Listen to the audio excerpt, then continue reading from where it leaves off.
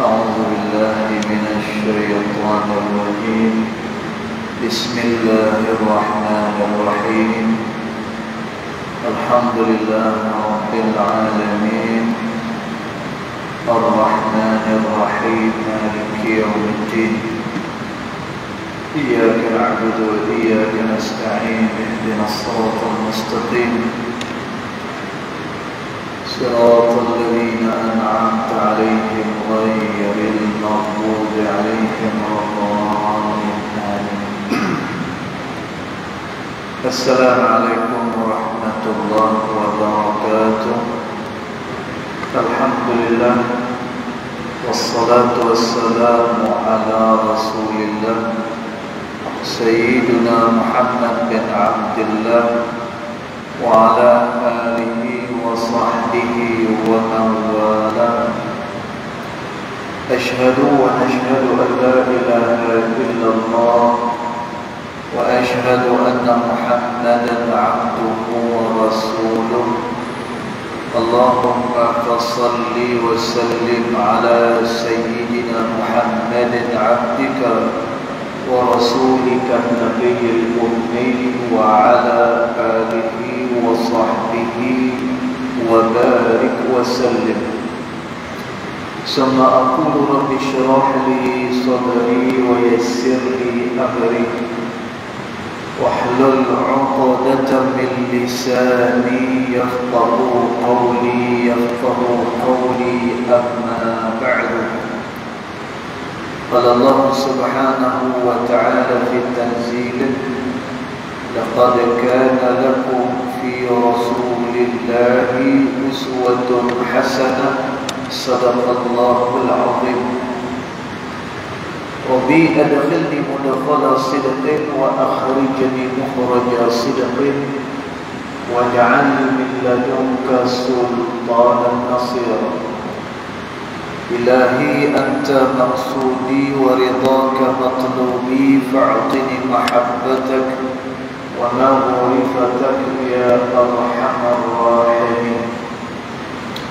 Alhamdulillah, yang pertama-tamanya kita memohonkan kesyukuran kehadirat Allah Subhanahu wa Ta'ala, yang mana dengan limpah kurnianya, dengan rahmat Dia, alhamdulillah, pada malam ini kita sekali lagi sama-sama dapat hadir ke dalam rumah Allah Ta'ala, yang walaupun masih lagi ada yang menyempurnakan puasa 6 dia, yang mana kita berbaki lagi bulan Syawal ini.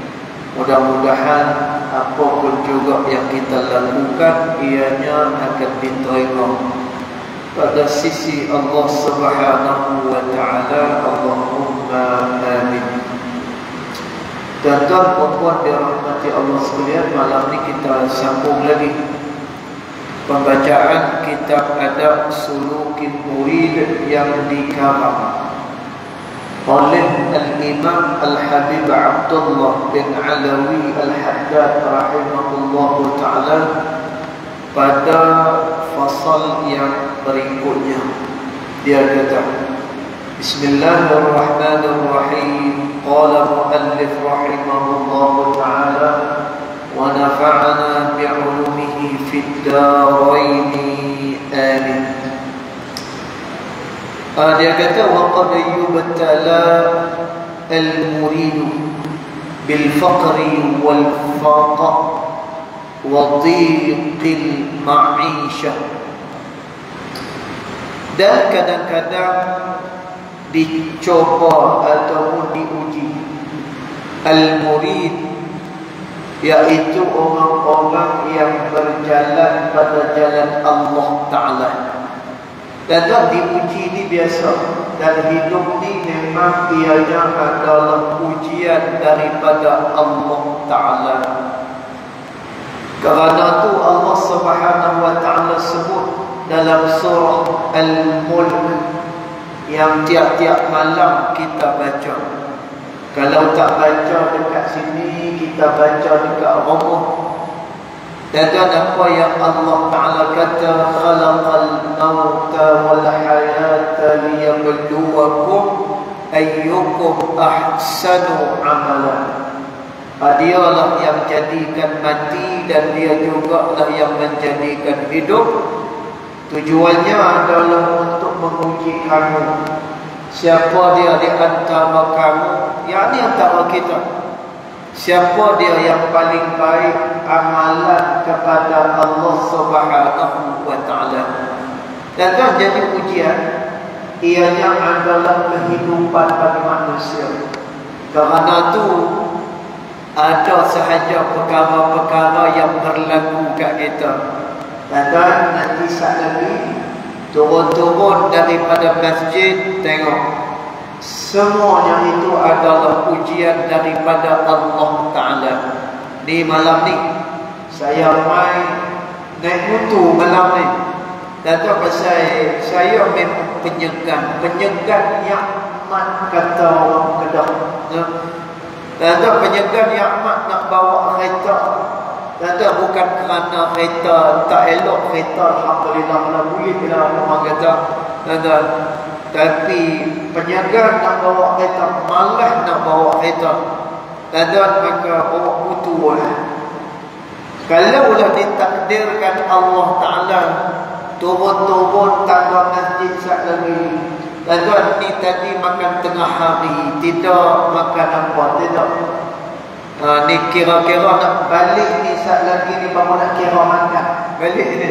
No. Dan tapi kalau saat lagi turun-turun daripada tangga, tiba-tiba hujan turun, wal-iyazubillah.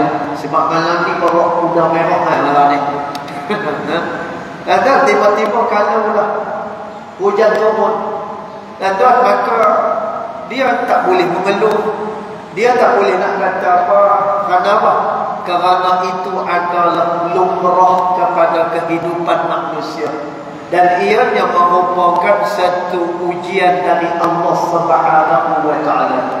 Dan insan yang paling dikasih oleh Allah Ta'ala pun diuji oleh Allah Ta'ala. Sehingga kata Nabi sallallahu alaihi wasallam, laqad uzitu fillahi ma lam yu'za bihi ahad, kata Nabi. Aku dipersakitkan pada jalan Allah Ta'ala ini dengan suatu kesakitan yang belum pernah dirasai oleh mana-mana makhluk Allah. Atau di taraf Nabi, dia diuji oleh Allah Subhanahu wa Ta'ala. Kemudian Nabi SAW kata lagi, wa khawiftu ma lam yakhif bihi ahad, dan aku ditakutkan pada jalan Allah ini dengan suatu ketakutan yang belum pernah dirasai oleh mana-mana makhluk Allah Subhanahu wa Ta'ala. Dan di ujian yang dikenakan kepada baginda Nabi Muhammad sallallahu alaihi wasallam. Dan jadi kehidupan ni kita kena faham bahawa seluruh daripada kehidupan itu ujian daripada Allah Ta'ala. Sama ada senang ujian daripada Allah, sama ada kita susah, maka susah itu pun adalah ujian daripada Allah Subhanahu wa Ta'ala. Dan kalaulah dia senang, maka dia diuji oleh Allah Ta'ala. Nak tengok sama ada dia bersyukur ataupun tidak. Dan kalaulah dia diuji oleh Allah Ta'ala dengan kesusahan, maka nak tengok sama ada dia boleh redha ataupun dia tak boleh redha dengan ketentuan Allah Subhanahu wa Ta'ala. Dan jadi dekat sini kita minta dengan Allah Subhanahu wa Ta'ala supaya pada setiap masa kita dalam keadaan muttaqin, menjadi orang yang bertakwa kepada Allah, sebagaimana yang disebut oleh Nabi sallallahu alaihi wasallam, ittaqullah haitsuma kuntum, bertakwalah kamu kepada Allah walaupun di mana sekalipun kamu berada, apapun juga keadaan kamu, maka kamu bertakwa kepada Allah Subhanahu wa taala. Dan maka manusia akan sering-sering diuji oleh Allah Subhanahu wa taala. Dan sebab itu sebelum ni kita sebut orang yang benar dengan Allah Subhanahu wa taala adalah orang-orang yang apabila dia diuji, dan yang ni berhenti, dia tak cukup dengan aksesori luaran ni. Dan walaupun Al-Imam Ibn Atha'illah As-Sakandari rahimahullah ta'ala, dia sebut dalam kitab dia Al-Hikam, dan kata Imam Ibn Atha'illah, orang-orang yang mempunyai hati yang baik, maka anggota tubuh badan juga akan mengeluarkan perbuatan-perbuatan yang baik. Tapi luaran ni, kadang-kadang orang boleh buat tentang luaran ni. Kerana tu kata Sayyidina Umar radhiyallahu anhu wa ardhah, aku tidak tertipu dengan orang yang banyak puasa. Aku tak tertipu dengan orang yang banyak sembahyang, melainkan dia beramal dengan ilmu dia, melainkan dia benar dengan Allah Subhanahu wa taala. Maka kemana tu? Dia bukan pada luaran ni, tengok siapa dia yang benar dengan Allah Subhanahu wa taala. Kerana tu kata Imam Al-Ghazali rahimahullahu ta'ala dalam kitab dia Ihya Ulumuddin, ada Imam Ghazali kata, orang yang melakukan taat itu siapapun boleh melakukan taat pada Allah. Tapi dalam nak meninggalkan perkara yang dilarang oleh Allah Ta'ala, dan nak tinggal benda yang diharamkan oleh Allah Ta'ala, tak semua orang boleh. Dan siapa dia yang boleh meninggalkan benda yang dilarang oleh Allah ini? Kata Imam Ghazali, iaitulah mereka siddiqin, daripada kalangan orang-orang yang benar dengan Allah Subhanahu wa taala. Dan maka kita nak cari ini, kita nak cari hati yang benar, dan kita nak cari hati yang betul-betul menghadap kepada Allah Subhanahu wa taala. Dan kita tengok macam Sayyidina Abu Bakar radhiyallahu anhu wa ardhah, ketika mana dia diberitahu oleh Abu Jahal, dan di peristiwa Isra Mi'raj, bila Nabi cerita, malam tadi aku jalan pergi ke Palestin, kemudian dari Palestin naik ke langit, kemudian jumpa macam-macam, lepas itu turun balik semula, kemudian aku balik ke Mekah sebelum terbitnya waktu fajar. Dan Abu Jahal mimpi kepada Sayyidina Abu Bakar. Dan sebab itu ulama menyatakan Sayyidina Abu Bakar ni adalah sebaik-baik sahabat, dan dia juga adalah sebaik-baik pak mentua. Dan dia pak mentua Nabi SAW. Dan kenapa dia disebut macam tu? Kerana Sayyidina Abu Bakar ni kata perjuangan pengorbanan Sayyidina Abu Bakar ni menunjukkan dia adalah orang yang siddiqin, dia adalah orang yang benar dengan Allah. Dan bila Abu Jahal kata, Abu Bakar, hantar kawan hang, dia dakwah malam tadi tu, dia pergi Palestin tu, kemudian dia naik ke langit jumpa dengan Tuhan dia. Lepas tu dia kata, sebelum subuh dia dah sampai kat Mekah. Hang nak kawan lagi ke dengan dia ni? Tuan, Sayyidina Abu Bakar dia tak fikir panjang dah. Kerana yang sebut ni adalah Rasulullah, kerana yang sebut ni adalah utusan Allah. Dan Sayyidina Abu Bakar dia kata apa? Lau ab'ada min dhalika fasadaqtuhu.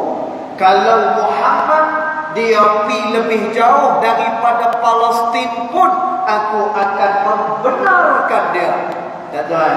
Tapi orang yang tengok tubuh badan Nabi, tapi orang yang hanya tengok kepada akhlak Nabi SAW, tuan, ada di antara mereka itu yang kembali kufur kepada Allah Subhanahu wa taala. Dan sebab itu disebut dalam sirah Nurul Yaqin yang dikarang oleh Syekh Muhammad Al-Khudari rahimahullahu taala dalam peristiwa Isra Mi'raj ni, bila Nabi turun, ada yang dah beriman dah sebelum ni, tuan. Akhirnya bila dengar Nabi cerita macam tu, kata mereka buat apa? Kita dah cerita dah sebelum ni.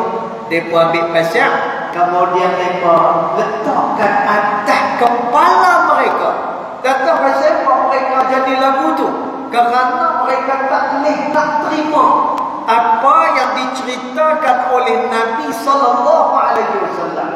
Kata tapi Sayyidina Abu Bakar ni cerita apa pun, kata dia akan benarkan Nabi sallallahu alaihi wasallam. Kerana tu kata Imam Ghazali, orang yang buat taat itu umum, siapa pun boleh buat taat dengan Allah, tapi meninggalkan benda yang dilarang oleh Allah Ta'ala, siddiqin, iaitulah orang-orang yang benar dengan Allah Subhanahu wa Ta'ala. Baik. Kemudian Imam Al-Haddad kata waqad yubtala al-murid. Dan kadang-kadang orang yang mendekatkan diri pada Allah itu kadang-kadang dia diuji oleh Allah. Kata dia diuji dengan apa ni? Bil faqri. Kadang-kadang dia fakir, kadang dia kadang-kadang tak ada duit, kadang dia diuji dengan kesempitan hidup, wadhiqil ma'isha. Kadang-kadang dia diuji dengan kesempitan hidup. Tuan, masya-Allah, sempit hidup ni, kata miskin ni, kata Nabi SAW, dia adalah benda yang hampir kepada kekufuran dengan Allah. Kata berat tu, bila jadi orang susah, bila jadi orang yang tak cukup makan, susah. Kata apatah lagi kalau yang susah itu adalah anak kita. Kata kalau yang susah itu adalah isteri kita. Kata tapi isteri tak pernah kata apa. Tak kisahlah kawan. Hari ni makan telur-telur, tanda hati kita ni Allah tak tahu macam mana kata. No? Bila dia kata macam tu tak apa. Hari ni makan telur pun sedap dia kata. Dan kita tahu dia pun nak makan macam orang lain. Dan kita pun tahu laut telur.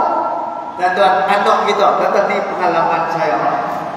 Pengalaman dulu masa mengaji dia mengaji di Yaman. Kata dulu masa mengaji di Mesir tak apa. Masa tu saya seorang-seorang, saya bujang.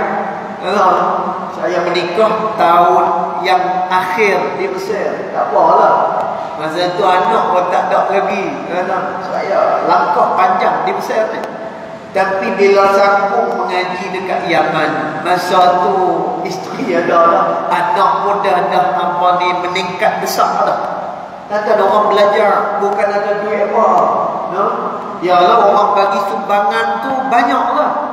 Tapi dah ada orang belajar ni, dia dapat sumbangan, dia bukan macam orang niaga. Orang niaga dia ada modal, dia boleh besarkan lagi dia punya modal dia. Dia boleh untung lagi, dia boleh gandakan lagi modal. Tapi orang belajar ni dapat banyak mana pun, dia keluar tak masuk balik lah. Dia keluar tapi dia tak masuk balik lah. Datang setiap bulan 2,000, 2,000, 2,000. Masya-Allah. Tuan. Jadi saya kata dekat anak ni macam ni, setiap hari Jumaat baru kita makan ayam. Hari Jumaat baru kita makan ayam. Hari-hari lain ni kita makan ikan. Hari sekian-sekian kita makan telur. Tuan.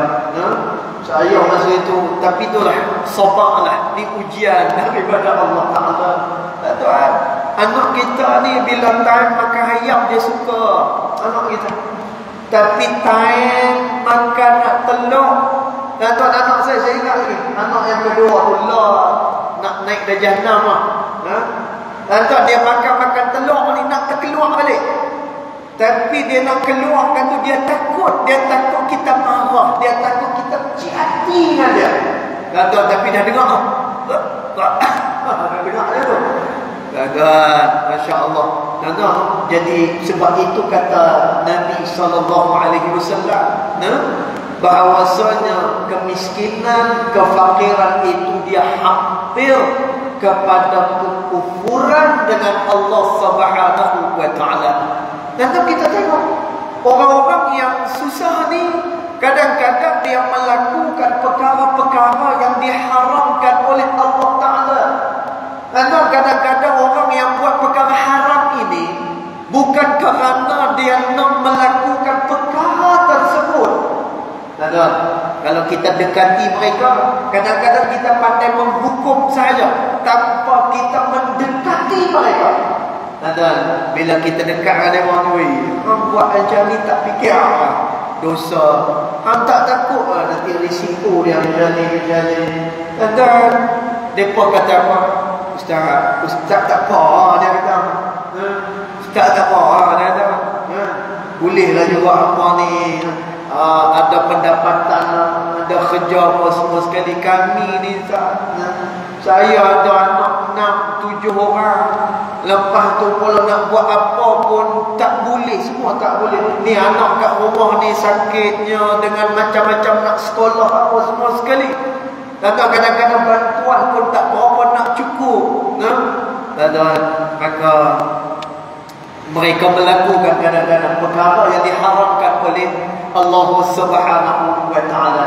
Dan maka kerana itu kata Nabi SAW, dia hampir kepada kekufuran, kata Nabi SAW. Jadi kata Imam Al-Haddad rahimahullah ta'ala, dia kata wa qad yubtala al-muridu bil faqri wal faqa. Dan kadang-kadang diibtila, kadang-kadang diuji para murid itu. Maknanya orang-orang yang nak mendekatkan diri kepada Allah Subhanahu wa Ta'ala bil faqri, dengan kefakiran. Dia diuji dengan kefakiran. Wal faqati wa dhiqil ma'isha, dan juga dia diuji oleh Allah Ta'ala itu dengan kesempitan hidup, kata Imam Al-Haddad. Dan ini adalah ujian yang begitu besar daripada Allah Subhanahu wa Ta'ala. Dan maka kerana itu kita doa dengan Allah Ta'ala. Dan sebab itu kata Al-Imam Sulaiman Ad-Darani rahimahullahu ta'ala, orang yang bila mana dia baca Quran bagus. Dan orang bila mana dia berzikir kepada Allah Ta'ala bagus. Bila mana dia melakukan amal saleh, apa pun amal saleh bagus. Tapi kata Syekh Al-Imam Sulaiman Ad-Darani rahimahullahu ta'ala, lebih bagus lagi bila mana dia diuji oleh Allah, bila mana dia berhadapan dengan maksiat, pada masa itu dia berjaya dengan ujian Allah. Pada masa itu dia dapat elak diri dia daripada melakukan maksiat kepada Allah Subhanahu wa Ta'ala. Kerana itu bila Imam Al-Haddad sebut macam ni, kadang kita pun dah rasa takut ya. Kita rasa takut. Kerana itu Al-Imam Sufyan Al-Thawri rahimahullah ta'ala, ketika mana hari dia hampir wafat, hari dia hampir wafat, dia teriak. Lalu murid dia pun kata, wahai imam, kamu teriak ni pasal apa? Dan tak kata Imam Sufyan Al-Thawri, aku takut, dia kata, bila mana roh sampai kepada rengkung, pada waktu tu aku akan kufur kepada Allah Subhanahu wa Ta'ala. Dan takut-takut. Lah ni tak apa. Lah ni tentang sebab tu saya sebut. Lah tak apa, tuan-tuan. Kita hidup dalam keadaan selisah. Ni kita nak naik Masjid Bukhari ni. Tuan-tuan, kita nak naik Masjid Bukhari ni macam-macam persiapan kita.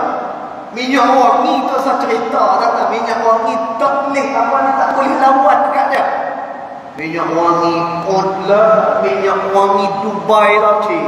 Semua orang Pasal apa nak naik Masjid Bukhari ni dengan apa ni, kita dengan jubah Haramain, dengan aksesori yang macam-macam. Dan lah ni tak apa, lah ni tak boleh duduk relax, selesa. Dalam ni pun ada ekor, Masya Allah. Kapet pun harga 4 juta. Kapet ni 4 juta ni bukan ada sini, ada tempat lain. Dan tak bawa mai masuk dalam masjid ni. Subhanallah. Tapi fikir sama. Esok-esok ni tengah-tengah duduk macam ni, tiba-tiba bergegar. Tiba-tiba seperti hak yang berlaku di Aceh dulu. Tengah-tengah duduk sembahyang, ada makmum dekat belakang, jubah lagi mahal daripada Tok Imam. Jubah dia lagi mahal daripada Tok Imam. Tiba-tiba bergerak, dia lari dulu. Tak apalah tuan-tuan, apa pun alasan nak selamatkan nyawa, wajib apa semua, tak apa, yang tu kita tahu. Tuan-tuan, tapi Masya Allah, ada di antara mereka yang tak berganjak daripada tempat mereka. Antaranya Tok Imam tu kemai, dia meneruskan dia punya sembahyang dia. Tuan-tuan, seolah-olah dia nak gambarkan pada kita, dia sedang berhadapan dengan Allah Subhanahu wa taala, sebagaimana yang disebut dalam hadis Nabi sallallahu alaihi wasallam. Siapa-siapa dia yang berdiri untuk sembahyang, fa aqbalallahu biwajhihi, maka Allah Subhanahu wa taala menghadapkan seluruh rahmatnya kepada orang yang berdiri sembahyang. Tapi pada masa tu ada juga yang pakai jubah yang jauh lebih mahal daripada Tok Imam, lari dulu. Sebab itu kita doa dengan Allah Ta'ala, mudah-mudahan apabila kita diuji oleh Allah Ta'ala, kita melepasi akan ujian tersebut. Jadi kata Imam Al-Haddad rahimahullah ta'ala, fayambaghi lahu, dan bila mana dia diuji oleh Allah dengan pakaian, kemudian dia diuji oleh Allah Ta'ala dengan kesempitan hidup, fayambaghi lahu, maka hendaklah dia, kata Imam Al-Haddad, dia buat apa? Ayyashkurallaha ala dhalika, dia kena bersyukur kepada Allah Subhanahu wa ta'ala. Dan dia kena redha dengan Allah Ta'ala. Dan sebab itu hidup ni, jangan letakkan diri kita sebagai pemimpin besar. Dan jangan letakkan diri kita sebagai apapun, melainkan kita letakkan diri sebagai hamba kepada Allah Ta'ala. Dan dia letakkan diri sebagai hamba Allah, dan dia letakkan diri dia sebagai hamba Allah Ta'ala, maka dia boleh mendepani segala ujian yang berlaku di atas muka bumi ini. Dan dulu di Baghdad, Iraq, ada satu orang ulama, nama dia Al-Imam Abdissalam. Ada seorang ulama hadis, seorang ulama yang faqih daripada Baghdad, Iraq. Dan Al-Imam Abdissalam rahimahullah ta'ala ni, kerja dia adalah menasihati raja. Kerja dia nasihat kepada raja, penasihat agama. Penasihat agama. Lalu satu hari raja dia terlibat dengan satu akidah yang sesat. Dia terlibat dengan apa ni, akidah yang menyeleweng daripada akidah ahli sunnah wal jamaah.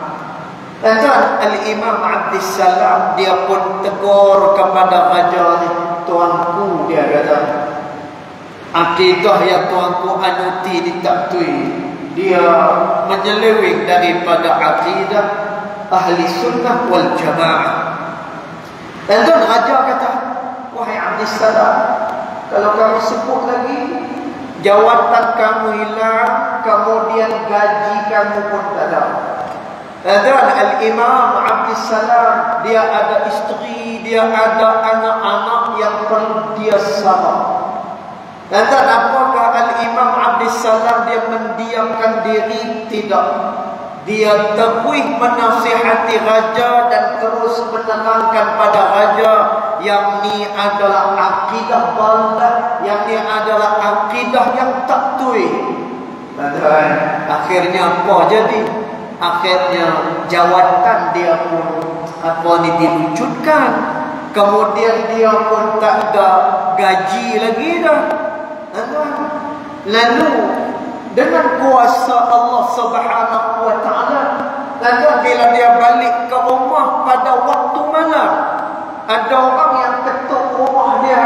Kemudian orang ni kata kepada Al-Imam Abdissalam, wahai Abdissalam, kerana ketegasanmu dengan syariat Allah Subhanahu wa taala, aku akan beri kepada kamu setiap bulan 1000 dirham. Kamu hanya beribadat kepada Allah Subhanahu wa taala. Kata, masya-Allah. Nah, di satu orang yang mana dia meletakkan diri dia sebagai hamba kepada Allah taala, tak perasaan apa-apa. Kenapa? Kerana kehidupan ni tak ada kepentingan apa-apa pun. Dan orang pandang dia mulia, alhamdulillah. Orang pandang dia hina, alhamdulillah. Dan yang dia nak apa dia? Pandangan daripada Allah Subhanahu wa taala. Kerana itu kata Al-Imam Abdullah At-Tustari rahimahullahu taala, ikhlas itu adalah bila mana dia tidak memandang kepada kanan dan juga kiri, yang dia memandang hanyalah kepada rahmat dan ridha daripada Allah Subhanahu wa taala. Dan maka kata lima bila haddad fayambaghi lahu, maka hendaklah bagi dia ayyashkurallaha ala dhalika, bersyukur kepada Allah dengan apa?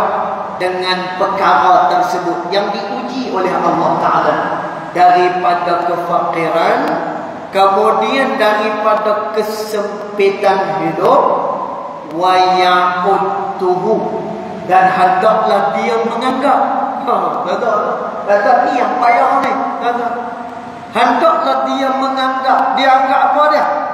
Min a'zamin ni'am, dia adalah sebesar-besar nikmat daripada Allah Subhanahu wa taala. Dan dia tak mengeluh, kemudian dia tidak menyalahkan Allah taala, dia tak menyalahkan perjalanan kehidupan dia, malah dia adalah orang yang senantiasa bersangka baik dengan Allah Subhanahu wa taala. Masya-Allah. Maknanya apa? Maknanya dada orang yang macam ni luah. Dan dada orang yang macam ni tenang. Tuan-tuan, sebab tu Allah Subhanahu wa taala kata, apabila seseorang dia ingat kepada Allah, kata orang ni kalau dia ingat dengan Allah, Allah janji apa? Allah janji duit? Tak. Allah Ta'ala tak janji duit. Dan Allah Ta'ala janji rumah besar? Tak. Allah Ta'ala tak janji rumah besar. Kata sebab itu minta satu benda ni. Minta benda ni dan benda ni dapat kat kita. Allah Allah. Nikmat besar Allah. Apa dia? Iaitu hati tenang. Oh, yang ni kalau dapat ni, tuan-tuan, nikmat besar dari Allah. Sebab tu Allah Ta'ala kata, ala bizikrillahi tatma'innul qulub. Dan janji Allah Ta'ala, ingat, bila mana kamu zikir pada Allah, bila mana kamu ingat kepada Allah. Tuan-tuan, Allah Ta'ala tak janji dengan duit banyak. Allah tak janji dengan rumah besar. Allah tak janji kita kalau minta dan dunia kan? Betul? Kita kalau minta dunia, kalau pergi Mekah depan Kaabah, ya Allah, Aku nega ya Allah, bagilah aku nega. Ya Allah, perbanyakkan aku punya rezeki, aku bagi banyak sikitlah ya Allah. Nah, dan permintaan kita banyak dengan Allah Subhanahu wa taala. Nah, tapi kita sikit sangat, malah kita tu berasa minta yang macam ni tak berapa nak elok sangat. Apa dia? Ya Allah, jauhkan daripada azab.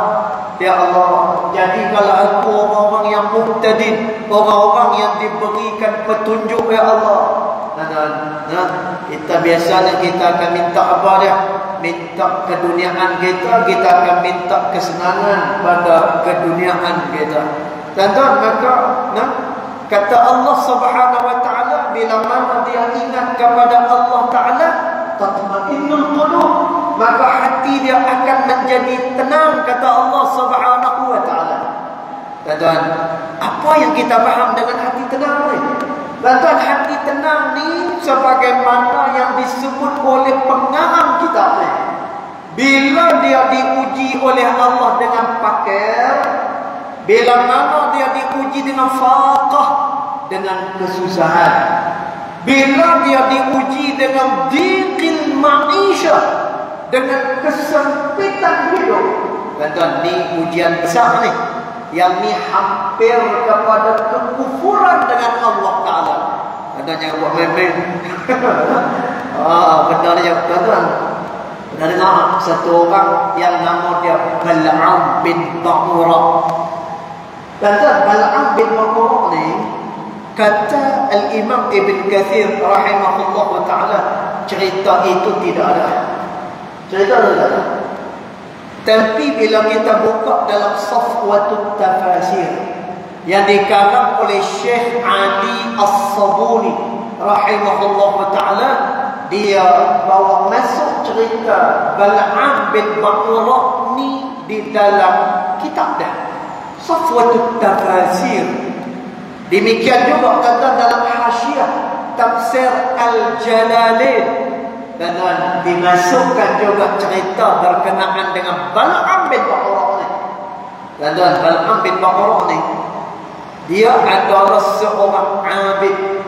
Dia adalah orang yang kuat beribadah pada Allah Ta'ala. Dan bila mana dia mendekatkan diri dia kepada Allah Ta'ala, lalu Allah Ta'ala memberikan kepada dia kemuliaan-kemuliaan. Tuan-tuan, antara kemuliaan yang didapatkan oleh Bal'am bin Ba'ura ni, bila dia angkat tangan nak berdoa kepada Allah, belum sempat dia menghabiskan doa dia dimakbulkan oleh Allah. Wah, hebat tuan-tuan. Tak baca habis ni. Allahumma zawwijni zawjatan salihah fi marratan thaniyah. Tak tahu mana doa tadi apa? Ya Allah, kawinkanlah aku dengan seorang isteri yang saleh buat kali yang kedua. Aduh. Dia tak habis doa ni. Doa tu dah makbul dah. Ni hebatnya Bal'am bin Ba'ura ni. Tuan-tuan, tapi akhir daripada kehidupan dia lagulah. Akhir daripada kehidupan dia, tuan-tuan, ni yang saya baca dalam Safwatut Tafasir. Tuan-tuan, dia mati, mata dia terkeluar, kemudian dia punya lidah dia terkeluar panjang. Tuan-tuan, dia tak boleh mengucap apa-apa, dia kerah macam tu. Tuan-tuan, cerita dia apa? Cerita dia ni mati dalam keadaan kufur kepada Allah Ta'ala. Tuan-tuan, pasal apa dia mati dalam keadaan kufur kepada Allah Ta'ala? Mula-mula dia abid, mula-mula dia seorang yang beribadah kepada Allah Ta'ala. Tapi bila mana dia disaikolog oleh isteri dia. Tuan-tuan, isteri dia kata apa? Bal'am, kamu doalah dengan Allah Ta'ala. Doa bagi binasa. Nabi Musa tu bagi binasa. Doa mereka ni bagi binasa, supaya mereka tu tak sampai ke tempat kita ni. Lagipun kalau hang doa, nanti raja akan bagi macam-macam hadiah, macam-macam anugerah kita boleh doa dengan Allah Ta'ala bagi binasa Nabi Musa AS. Tuan-tuan, Bal'am tak nak.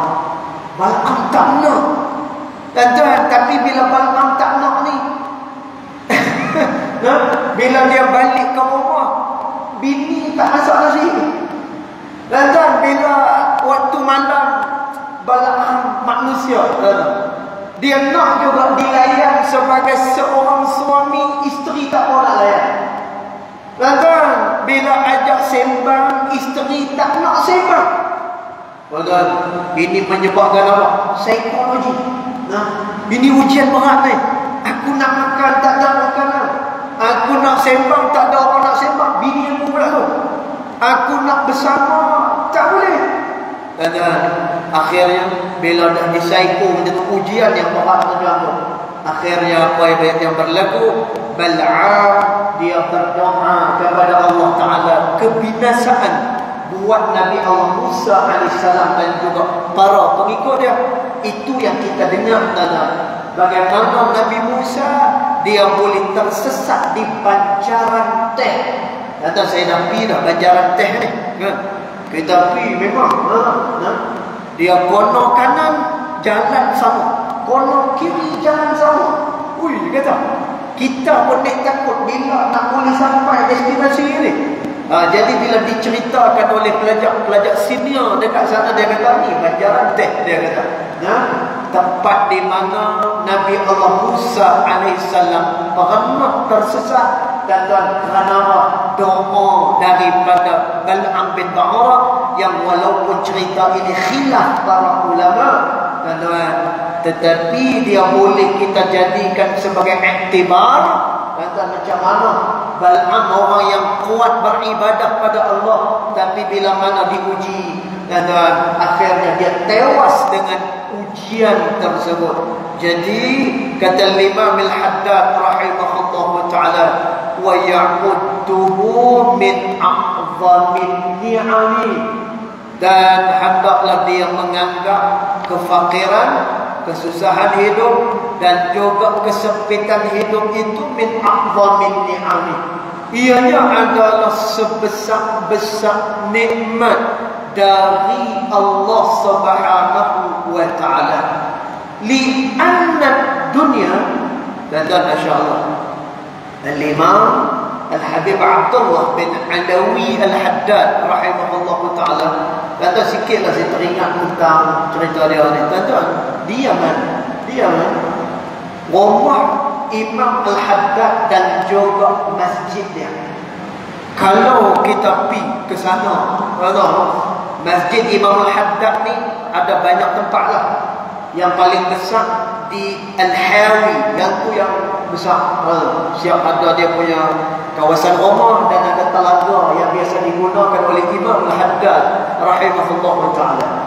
Dan Imam Al-Haddad ni rumah dia banyak, kemudian masjid dia juga banyak. Dan Imam Al-Haddad apa ni, dia bukan hanya sekadar cakap suruh kita syukur dengan Allah Ta'ala. Kata saya teringat kisah Imam Al-Haddad ni.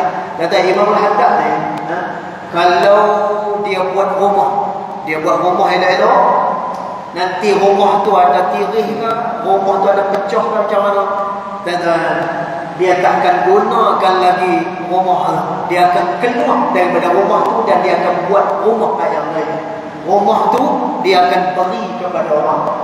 Nanti dia akan buat lagi rumah, nanti dah rosak apa semua, dia tak perbaiklah. Nanti dia akan pergi pula buat rumah yang baru. Rumah yang lama tu dia akan berikan pula kepada orang yang lain. Tuan-tuan, subhanallah, bagaimana Imam Al-Haddad adalah orang yang hati dia langsung tidak terpaut dengan dunia.